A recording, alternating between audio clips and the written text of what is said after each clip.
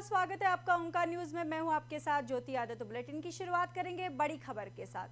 75 साल के कांग्रेस नेता सिद्धरमैया ने शनिवार को मुख्यमंत्री पद की शपथ ली। वे दूसरी बार कर्नाटक के सीएम बने हैं।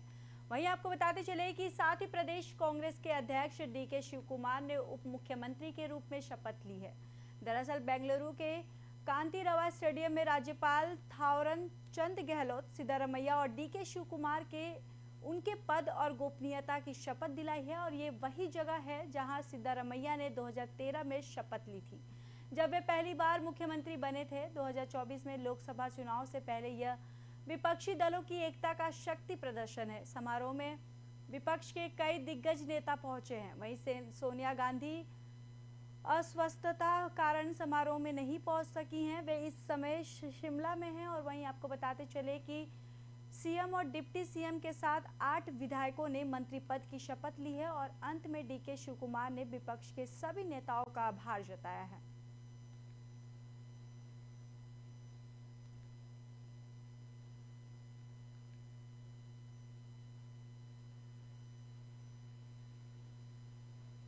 प्रधानमंत्री नरेंद्र मोदी शनिवार को जापान के लिए हिरोशिमा में G7 की बैठक में शामिल होने पहुंचे हैं। बैठक में अमेरिका के राष्ट्रपति जो बाइडेन भी शामिल हुए थे।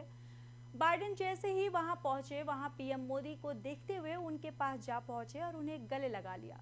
पीएम ने भी उन्हें उसी गर्मजोशी के साथ गले लगाया। भले ही उनकी यह मुलाकात कुछ ही देर की थी, लेकिन इससे चीन की चिंता जरूरत बढ़ सकती है। आपको बताते चले कि बैठक में जापान और अमेरिका के अलावा ब्रिटेन, फ्रांस, जर्मनी, कनाडा और इटली के साथ साथ यूरोपीय संघ के प्रतिनिधि भी शामिल हुए हैं। वहीं आपको बताते चले कि विदेश सचिव विनय कात्रा के मुताबिक इस बैठक में संपर्क बढ़ाने, सुरक्षा, परमाणु, आर्थिक सुरक्षा, क्षेत्रीय मुद्दे, जलवायु परिवर्तन, खाद्य और स्वास्थ्य और विकास के अलावा डिजिटलीकरण, विज्ञान और प्रौद्योगिकी जैसे मुद्दों पर चर्चा होगी।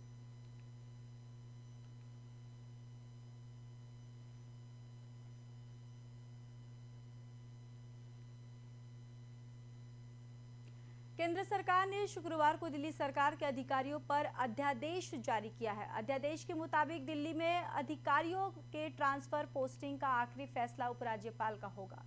इसमें मुख्यमंत्री का कोई अधिकार नहीं होगा। केंद्र सरकार ने यह फैसला सुप्रीम कोर्ट के आदेश के बाद किया है। दरअसल सुप्रीम कोर्ट ने 11 मई को आदेश दिया था कि अफसरों के ट्रांसफर और पोस्टिंग की पावर दिल्ली सरकार के पास रहेगी।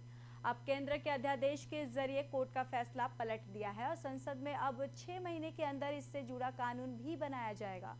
वहीं मामले में आपने कहा कि केंद्र का यह अध्यादेश सुप्रीम कोर्ट के आदेश की अवमानना है और केजरीवाल सरकार की पावर को कम करने के लिए यह अध्यादेश लाया गया है। अध्यादेश के मुताबिक दिल्ली में अफसरों के ट्रांसफर और पोस्टिंग के लिए national capital civil services authority बनाई जाएगी और इसमें 3 सदस्य मुख्यमंत्री केजरीवाल, दिल्ली के मुख्य सचिव और प्रमुख गृह सचिव होंगे और यह कमेटी बहुमत से फैसला लेगी।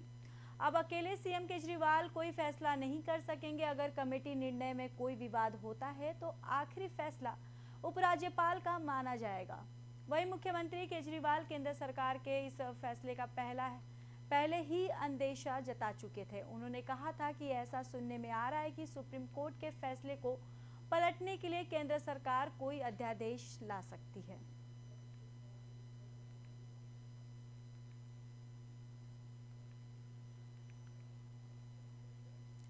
अध्यादेश पर आपकी मंत्री आतिशी मारलेना का बयान आया है, जहां पर संवैधानिक सिद्धांतों के दरकिनार किया गया है। केंद्र सरकार और मोदी सरकार से ये सहन नहीं हुआ है और क्या कुछ कहा उन्होंने, आइए सुनाते हैं।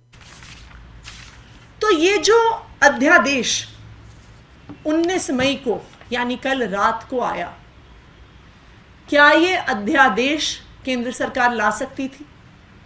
क्या ये अध्यादेश संवैधानिक है?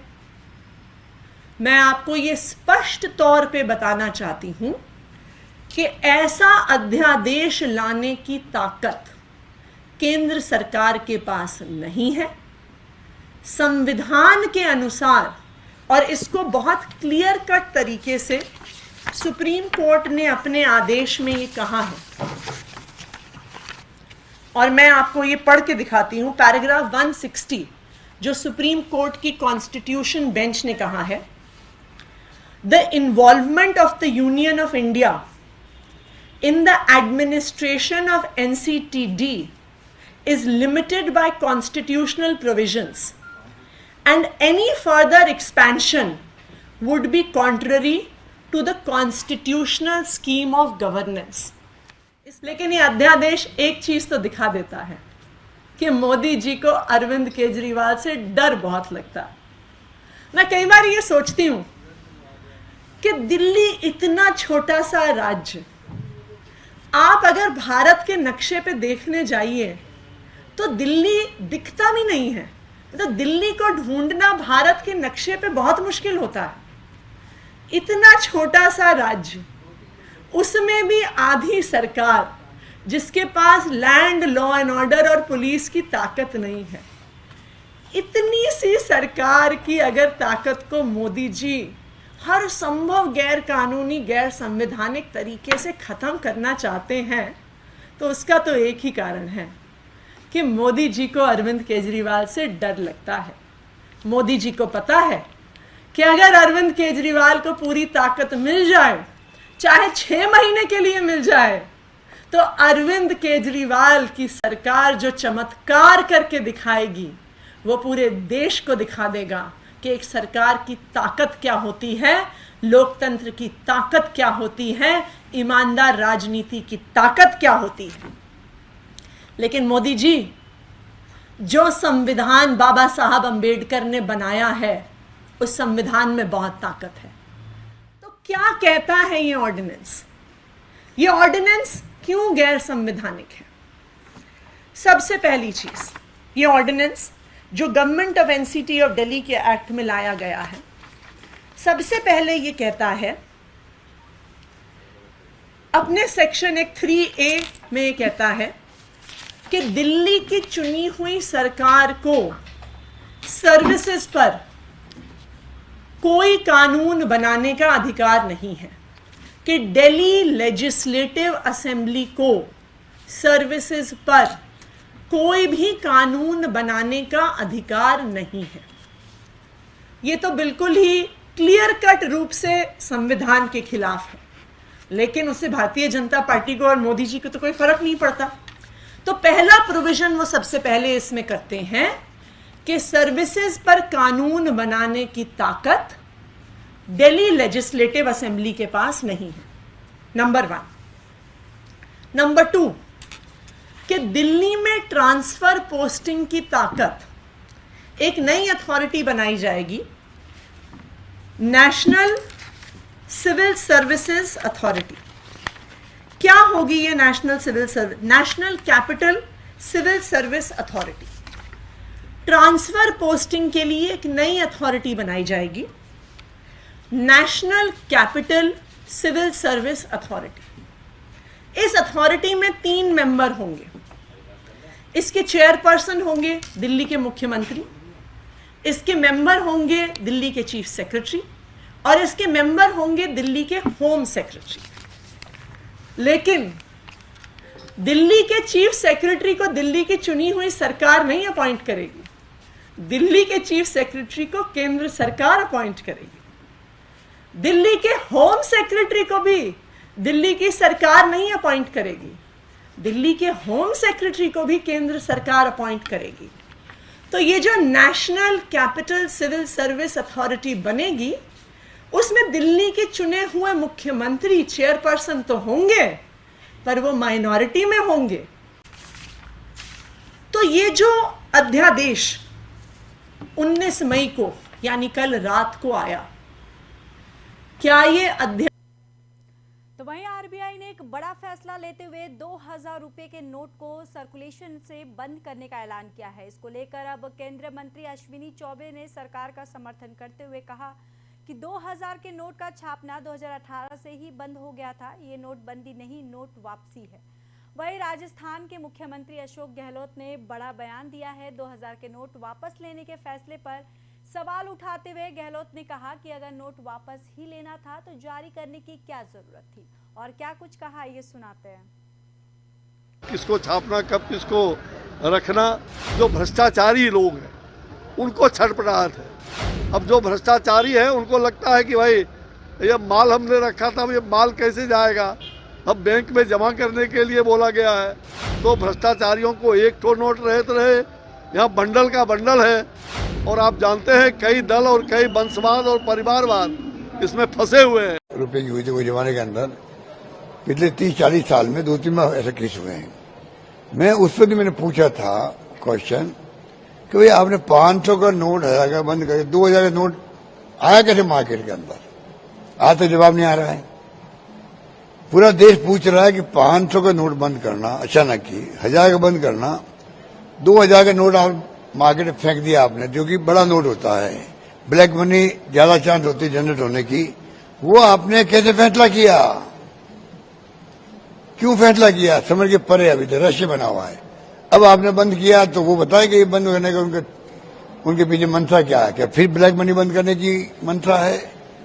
फिर करेंसी आ गई, ज्यादा आ गई क्या? वो बताएं वो।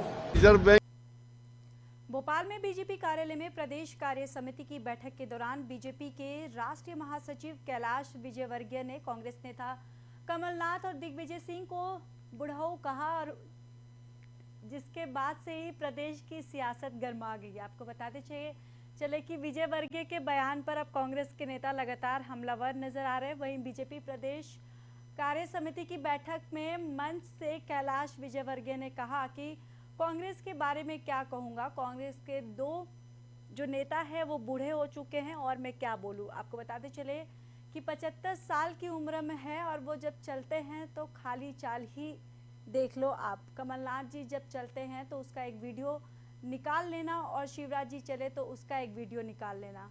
स्पीड से पता लग जाएगा कि भारतीय जनता पार्टी कितनी तेज है।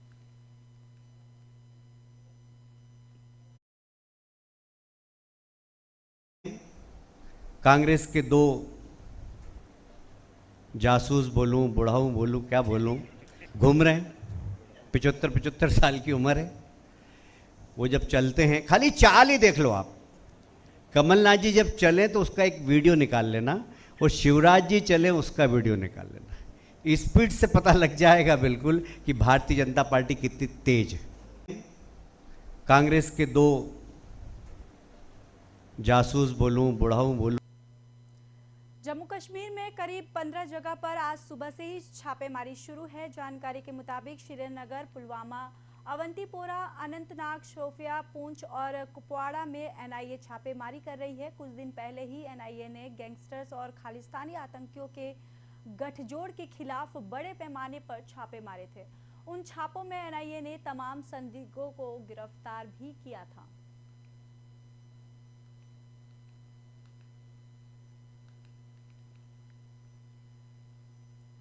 श्रीनगर में 22 से 24 मई तक की G20 की बैठक होनी है। चीन में इसमें शामिल होने से इनकार कर दिया है। पहले ही बीजिंग के हिस्सा नहीं लेने की खबरें आ रही थी और अब वहां के विदेश मंत्रालय ने ऑफिशियल बयान जारी कर मीटिंग का बॉयकॉट कर पुष्टि की है। चीनी विदेश मंत्रालय के प्रवक्ता वांग वेनबिन ने कहा कि चीन विवादित क्षेत्र पर किसी भी प्रकार की G20 बैठक का पूरी तरह से विरोध करता है।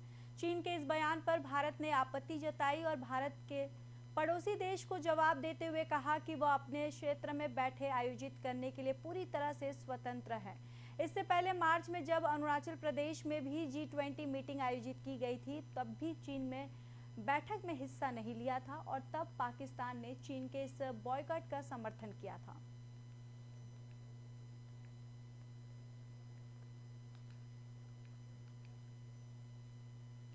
रूस ने अमेरिकी नागरिकों पर पाबंदी लगाई है। आपको बताते चले कि ओबामा समेत 500 नागरिकों के प्रवेश पर यह पाबंदी लगाई गई है। दरअसल रूस के विदेश मंत्रालय ने ये जानकारी दी है कि रूस ने अमेरिका के पूर्व राष्ट्रपति बराक ओबामा समेत 500 नागरिकों के प्रवेश पर पाबंदी लगा दी गई है। रूस के विदेश मंत्रालय ने कहा कि वो 500 अमेरिकियों पर प्रतिबंध लगा रहा है और ये बाइडेन प्रशासन द्वारा लगाए गए प्रतिबंध के जवाब में है। सूची में ओबामा के अलावा पूर्व अमेरिकी राजदूत जॉन हंट्समैन, कई अमेरिकी सीनेटर भी शामिल है। प्रसिद्ध अमेरिकी टीवी शो के एंकर जिमी किमेल, कॉलबर्ट और सेट मेयर्स को भी रूस ने प्रतिबंध कर दिया है। वहीं वाशिंगटन और मॉस्को के बीच संबंध वर्तमान समय से सबसे निचले स्तर पर हैं। रूसी मंत्रालय ने कहा कि वाशिंगटन के लिए यह सीखने का सही समय है कि रूस के खिलाफ एक भी शत्रुतापूर्ण हमला का जवाब कड़ाई से दिया गया है।